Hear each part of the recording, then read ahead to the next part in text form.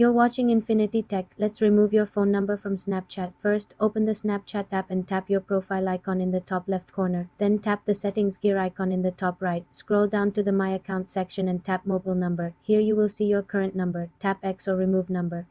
Next to it, confirm by tapping Remove or Yes. Your phone number is now unlinked. You might need to verify your identity with your password. To fully remove it from Snapchat servers, you should also clear any linked accounts. Go back to Settings and tap Two-Factor Authentication. If your phone number is used there, disable it or switch to another method.